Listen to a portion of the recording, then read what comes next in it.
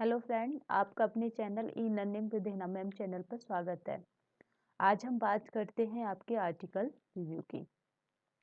यानी article review की हम 2 वीडियो बना चुके हैं। आज हम देखेंगे बुक रिव्यू को।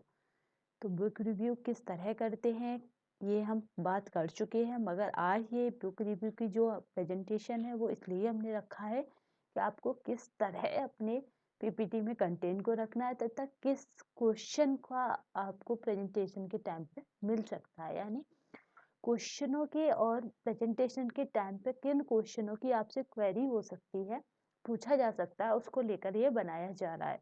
कोशिश की जा रही है कि वो क्वेश्चन आपके सामने आ सकें जिन्हें बुक रिव्यू करते समय या बुक रिव्यू का जब प्रेजेंटेशन आप देंगे उस समय पूछा जा सकता है पैनल्स में आपसे। क्योंकि आप एक चीज ध्यान रखिएगा, अगर जो आपके पास कंटेंट होता है वही पैनल में बैठे व्यक्तियों के पास कंटेंट आप देते हैं, चाहे वो फाइल के रूप में दें, चाहे वो आप किसी भी रूप में दें, मगर जो पैनल में बैठे होते हैं या जो पैनल में आपके आते हैं टीचर, उनके पास भी वही कंटेंट है, वही आपके पास भी पीपीटी में। तो वो ऐसा क्या पूछते हैं कि कुछ स्टूडेंटों को वहाँ पे नर्वस हो जाते हैं या कुछ स्टूडेंट वहाँ पे बता नहीं पाते। तो आइए हम उन्हीं क्वेश्चनों के साथ इस प्रेजेंटेशन को देखते हैं, क्योंकि हमारा मेन फोकस है कि वो क्वेश्चन किसी से छूटे ना, किसी भी स्टूडेंट है। तो हमारा जो टॉपिक है उसका नाम है स्वामी विवेकानंद का शैक्षिक दर्शन, यानी स्वामी विवेकानंद जी का शैक्षिक दर्शन। और इस तरह हम लिख सकते हैं बुक की समीक्षा। नेक्स्ट स्लाइड देखिए, तो इसमें है विवेकानंद का शैक्षिक दर्शन, दूसरा इसका ऑथर। देखिए पहला क्वेश्चन बनता है यहाँ से, इसके ऑथर के बारे में आप क्या करें कि वर्बली आपके टंग पे होना चाहिए, यानी आपको मौखाधिक याद होना चाहिए थोड़ा सा ऑथर के बारे में। जब आपसे पूछा जाए, क्योंकि कभी कभी क्या होता है कि पैनल में बैठने वाले बहुत इजी क्वेश्चन करते हैं, तो वो यही पहला हो जाता है कि थोड़ा सा इसके ऑथर के बारे में बताइए।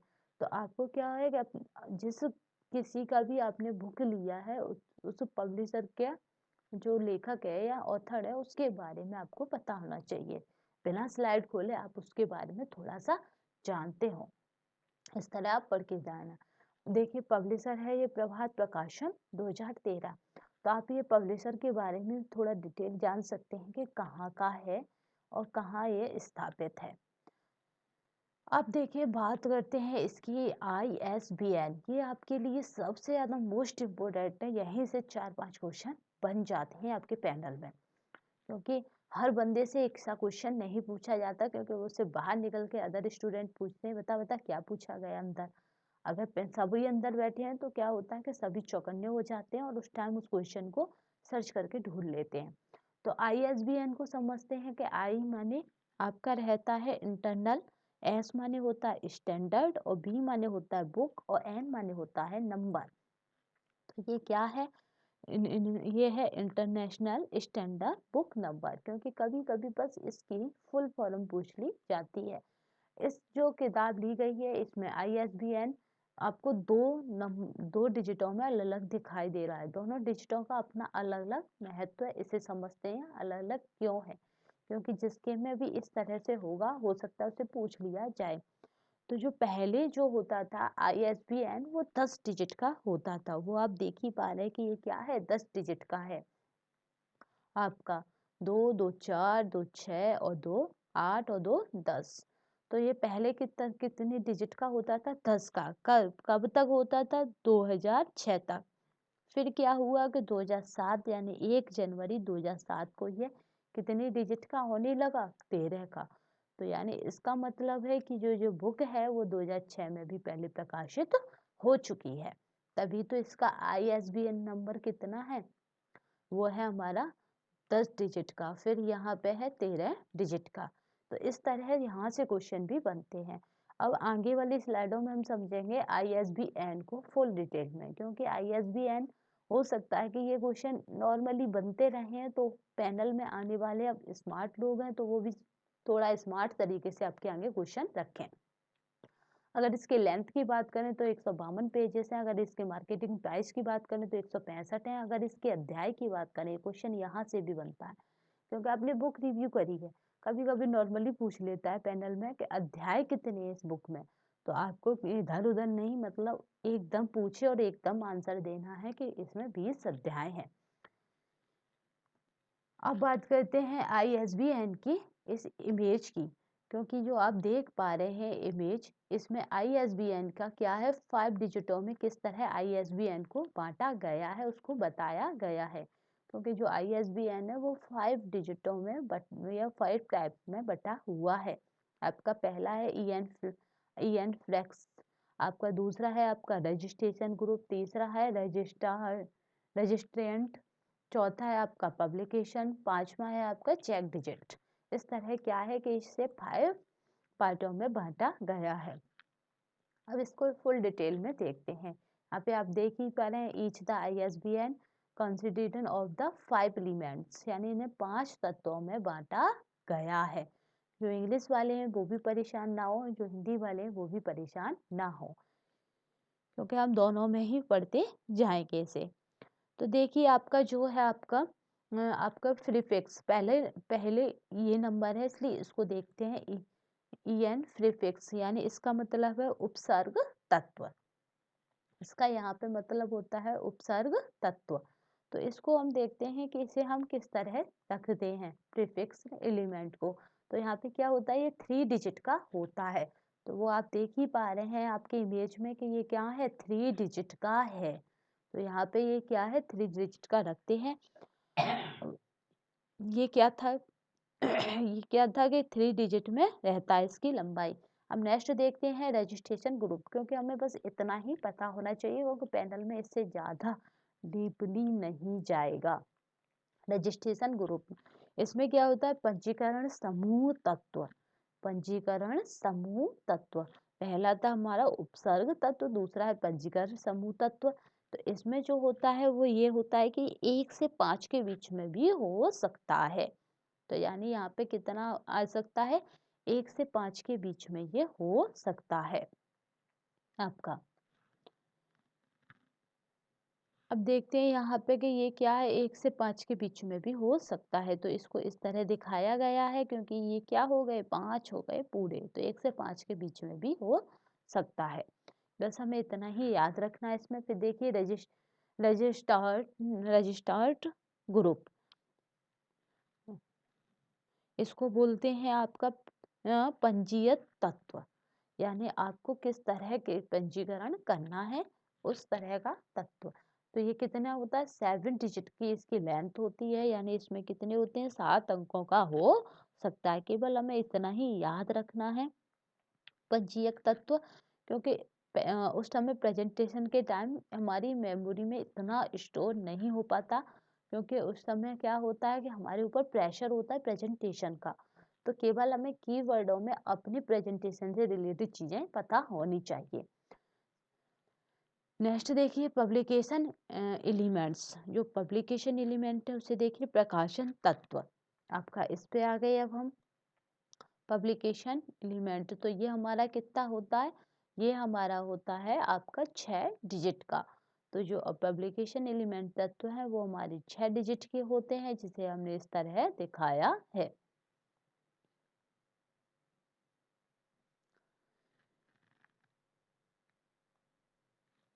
ये क्या बताता है, ये बताता है एक विशिष्ट शीर्षक के विशेष संस्करण और प्रारूप की पहचान कराता है। इसके 6 अंकों को 6 अंक हो सकता है, यानी ये 6 अंकों तक हो सकता है स्पेसिफिक टाइटल की। अब देखिए चेक डिजिट, अगर चेक डिजिट की बात करें तो ये क्या होता है, इसमें क्या होता है कि अंक की जांच करते हैं और इसको देखें, इसकी लेंथ को देखें तो ये क्या है, 1 से 3 तक हो सकती है। तो यहाँ पे आप 1 देख ही पा रहे हैं। तो इस तरह से ये होता है। आपको समझ में आ ही गया होगा कि क्या है हमारा ISBN। तो हम आगे चलते हैं। ISBN के हमने पांचों तत्व यानी पांचों एलिमेंटों को भी पढ़ लिया कि किस रूप में दिया जाता है। तो आई होप चलते हैं आगे। इस तरह हमें क्या करना है कि फिर अपने शैक्षिक दर्शन को बताना है विवेकानंद के अनुसार। जिस तरह विवेकानंद शिक्षा बिना मनुष्य को क्या मानते हैं, पशु यानी अपाहिज मानते हैं, और मनुष्य जैसी शिक्षा होगी उसकी बुद्धि भी वैसी ही होगी, इस बात को हमेशा याद रखना। शिक्षा द्वारा मनुष्य अपना विकास तो करता ही है, साथ में समाज का भी विकास करता है, क्योंकि जितने भी उद्योगपति हैं वो क्या है, समाज के लिए भी उपयोगी हैं। जितने भी बड़े आपके रिसर्चर हैं वो भी समाज के लिए उपयोगी हैं, क्योंकि वो कुछ ना कुछ शोध ऐसा करते हैं जो समाज के लिए आवश्यक होता है। वैज्ञानिक हुए तो इस तरह ये क्या है, समाज के लिए उपयोगी है। अब बात करते हैं लेखक के बारे में। जैसे मैंने आपको शुरू में बताया था कि लेखक के बारे में कुछ डिटेल आपको वर्बली यानी मौखिक याद होनी चाहिए। महेश शर्मा का लेखन कार्य कब से चालू हुआ है? 1983 से आरंभ हुआ है। वे हाई स्कूल में अध्ययनरत थे। बुंदेलखंड विश्वविद्यालय झांसी से उन्होंने 1989 में क्या करा था, हिंदी में एमए किया है। उसके बाद कुछ वर्षों तक विभिन्न पत्रिकाओं के लिए संपाददाता, संपादक और प्रतिनिधि के रूप में कार्य किया है। इस तरह आपको अपने लेखक के बारे में थोड़ा पता होना चाहिए। अनेक पत्र पत्रिकाओं की उनकी 3000 से अधिक विविध विषयी रचनाएं तथा मौलिक एवं संपादित 400 से अधिक पुस्तकें प्रकाशित हो चुकी हैं। पुस्तक की समीक्षा संक्षिप्त में, ये सबसे मोस्ट इम्पोर्टेंट है, क्योंकि आपको क्या करनी है, पुस्तक की समीक्षा करनी है। तो यहाँ पे हम देखते हैं कि क्योंकि मैं इसलिए इसको नहीं पढ़ रही हूँ क्योंकि मैं पहली वीडियो में से बहुत अच्छे से समझा चुकी हूँ आपको, या बहुत अच्छे से एक्सप्लेन कर चुकी हूँ आपके आगे। तो इसी तरह आपको भी कोशिश करनी है। सब हम इतना ही जानते हैं, हमारी सबकी बुद्धि बराबर होती है, पर क्या होता है कि पैनल में हम क्या हो जाते हैं, होपलेस हो जाते हैं। वो आपको नहीं होना, ये सोच के चलना है कि हम सबकी बुद्धि बराबर होती है। तो इसलिए आपको किसी भी तरह से अपने आप को होपलेस होने से या घबराहट होने से बचाना है। देश की वर्तमान व भविष्य में आने वाली परिस्थितियों को ध्यान में रखते हुए हमें अपनी वर्तमान शिक्षा प्रणाली में महत्वपूर्ण परिवर्तन करने की अति आवश्यकता है। हमें ऐसी वर्तमान शिक्षा की आवश्यकता है जो समय के अनुकूल हो। ये बहुत मोस्ट इम्पोर्टेंट है, क्योंकि आपका क्या है, जो बनती है हमारी शिक्षा नीति, वो इसी बेस पर बनती है। तभी तो उसमें क्या होता है, जब भी बनती है कुछ नया डाला जाता है और क्या कुछ चेंजेस किए जाते हैं, क्योंकि वो समय के अनुकूल बनाई जाती है। क्योंकि जो 20 साल पुरानी है वो आज के समय में लागू नहीं हो सकती, और जो आज के समय में लागू है वो 20 साल बाद लागू नहीं हो सकती। तो आपकी जो बनती है एनपीसी यानी नेशनल करिकुलम फ्रेमवर्क, या फिर आपका बात करें हम राष्ट्रीय शिक्षा नीति की, तो वो इसी बेस पर बनती है। प्रत्येक राष्ट्र को ये देखिए, इस रिव्यू में करते समय में 3 बातें जरूर मिली हैं, वो ज़्यादा मोस्ट इम्पोर्टेंट है। प्रत्येक राष्ट्र को महान बनने के लिए 3 बातें जरूरी है। पहला, अच्छाई और शक्तियों पर दृढ़ विश्वास। दूसरा, ईर्ष्या और संदेह का अभाव, यानी इन दोनों की क्या हो, कमी हो उस राष्ट्र में। तीसरा है आपका उन लोगों की सहायता करना जो अच्छा कार्य करने और अच्छा बनने की कोशिश करते हैं। क्योंकि अपराधी क्या होता है, कुछ क्षण के लिए अपराधी होता है, मगर उसको फिर नॉर्मल वातावरण ना मिलने से वो जिंदगी भर का अपराधी बन जाता है। तो क्या होता है कि उन लोगों की सहायता करना जो अच्छा कार्य करने और अच्छा बनने की कोशिश करते हैं। तो इस तरह से हमें इस बुक में मिला कि हाँ, 3 बातें राष्ट्र के महान बनने के लिए आवश्यक हैं। स्वामी जी के शब्दों में देखते हैं कि स्वामी जी तत्कालीन भारतीय संगठन से असंतुष्ट थे। उन्होंने धर्म वह संकल्पना है जो एक सामान्य पशुवत मानव को प्रथम इंसान और फिर भगवान बनाने का सामर्थ्य रखती है। उन्होंने कहा कि अगर हम शिक्षा को क्या करें, धर्म के साथ जोड़ें, तो आपके पता है सरस्वती विद्यालय जितने भी हैं वहाँ पे इसी कॉन्सेप्ट को लेकर आपको शिक्षा दी जाती है, जिससे सरस्वती विद्यालय में पढ़ने वाला बच्चा अगर बचपन में वहाँ पढ़ा है, फिर कहीं पर भी पढ़े, तो उसकी आदतें इसी से जुड़ी होती हैं। उसमें कोई भी आपको बैड हैबिट नहीं मिलेंगी 95% स्टूडेंटों में, क्योंकि 100 तो हम कभी कह ही नहीं सकते।